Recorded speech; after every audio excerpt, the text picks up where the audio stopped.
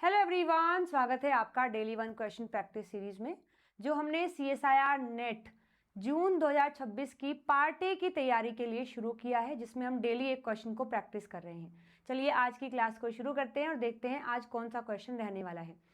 तो आज की क्लास में जो हम क्वेश्चन प्रैक्टिस करेंगे ये CSIR नेट लाइफ साइंस दिसंबर 2025 में आया हुआ क्वेश्चन है और परसेंटेज बेस्ड क्वेश्चन है। एक बार पढ़ते हैं और फिर देखेंगे कि इस क्वेश्चन को कैसे सोल्व करेंगे। देखो क्वेश्चन में लिखा है the pie chart show placement percentage of graduates of 5 different subject out of total campus placement for 2 consecutive years.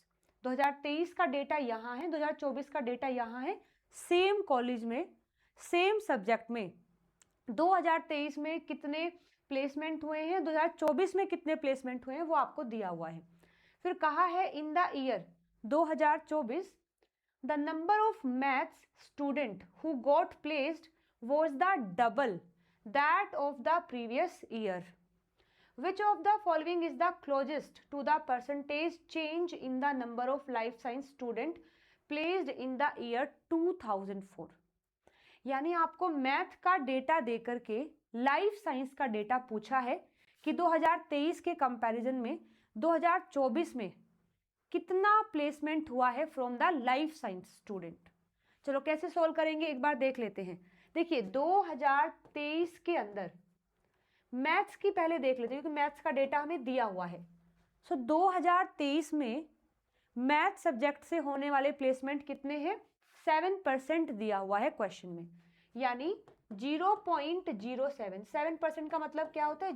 7 को 100 से डिवाइड करोगे 0.07 आ जाएगा।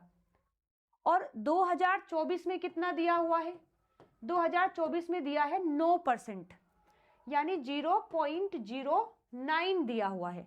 और कह रहे हैं कि 2023 के कंपैरिजन में 2024 के अंदर डबल प्लेसमेंट हुए हैं फ्रॉम द मैथमेटिक्स।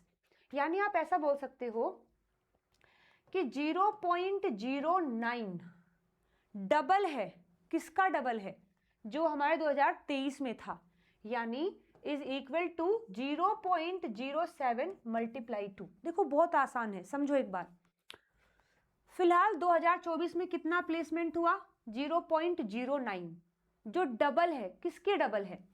0.07 जो 2023 में था उसका डबल कर दीजिए, इतना 2024 में हुआ है तो उसके बराबर हो गया।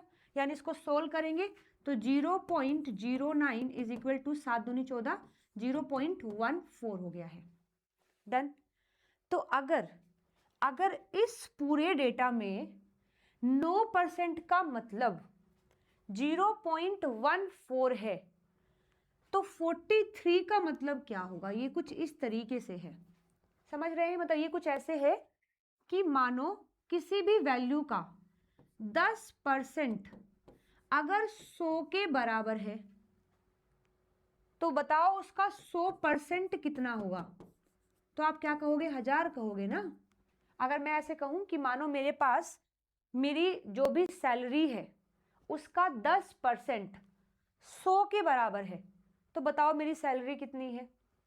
तो अगर मेरी सैलरी का 10% 100 के बराबर है तो मेरी सैलरी कितनी होगी? 10 को 100 पर लेके जाइए, कितना गुना बढ़ा रहे हो? 10 गुना।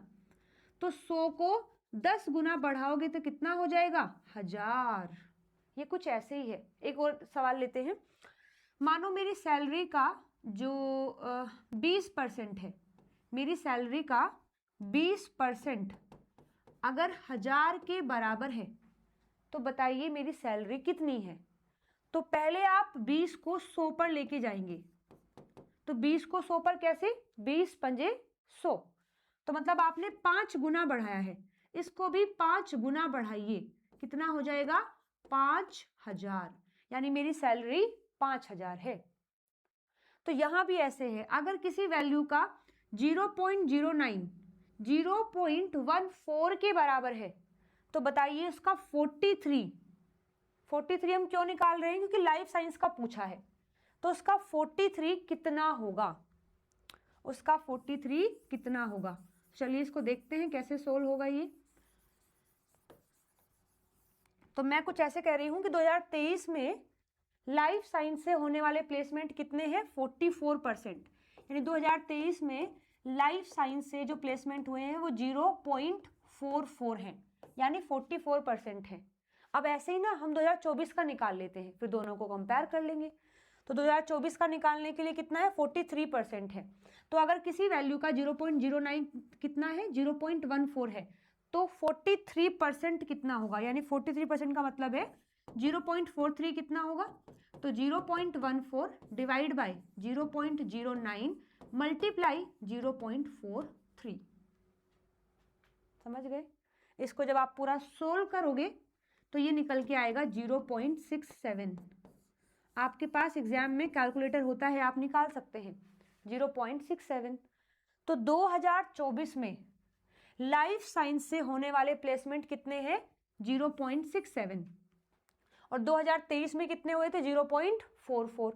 तो कितना फर्क आ गया, 0.67 0.44, लगभग 0.23 का डिफरेंस आ गया। इतना डिफरेंस है। तो डिफरेंस कितना आया है, 0.23।